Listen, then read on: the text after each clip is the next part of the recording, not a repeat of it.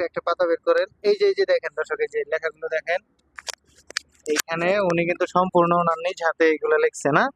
সবগুলা কি আপনি লেখেন? আমি প্রত্যেকদিন ৯৯ বই লিখি।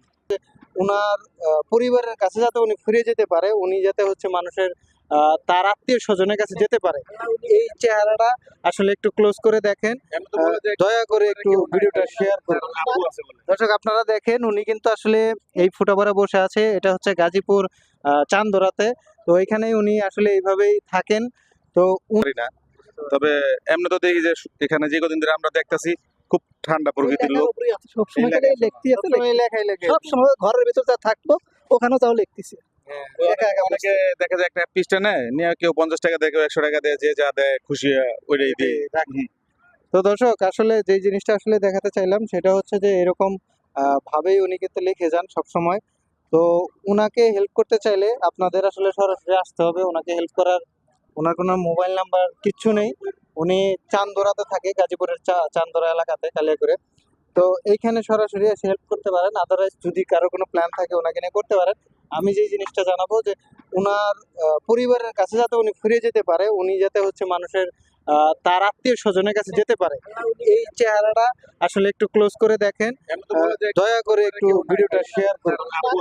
শুধু তার আব্বু আছে এই কথাটা বলে। সে বলে যে আমার আব্বু আছে, কিন্তু কোথায় আছে সে জানে না।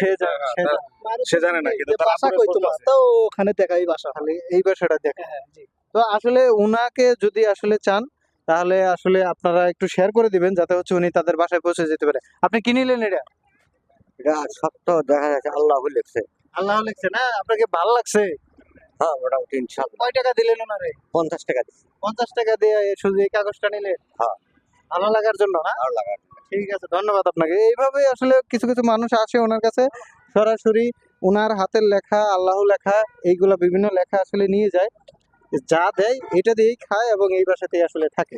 তো যদি চান উনার আসলে পরিবারের কাছে ফিরে যেতে আসলে এগিয়ে আসতে পারেন, সেই সাথে ওনাকে সরাসরি হেল্প করতে পারেন। তো আমি নিজের কোনো কিছু দিচ্ছি না হেল্প নেওয়ার জন্য, কারণ ওনার যেহেতু কিছু নাই, আমি আসলে আমি নিজেও আসলে বলতে পারি না যে আমি দিতে পারবো কিনা। তো এই ছিল ব্যাপার। তাহলে আপনি, আপনার বাবা আসলে আপনি চলে যাবেন বাসায় না? আমি খালি আব্বার লড়ে যাবো। আপনার লগে যাবেন। ঠিক আছে, কতগুলো কলম এখানে? কেন 15টা? 15টা কলম দিয়ে আপনি লেখেন? ঠিক আছে, তাহলে ভালো থাকবেন, দোয়া করবেন আমাদের জন্য। হ্যাঁ, আচ্ছা। আল্লাহ হাফেজ। তো এই ছিল, আপনারা যে যার অবস্থান থেকে যেভাবে পারেন ভিডিওটা আসলে শেয়ার করার ট্রাই করেন, যাতে উনি ওনার পরিবারে ফিরে যেতে পারে।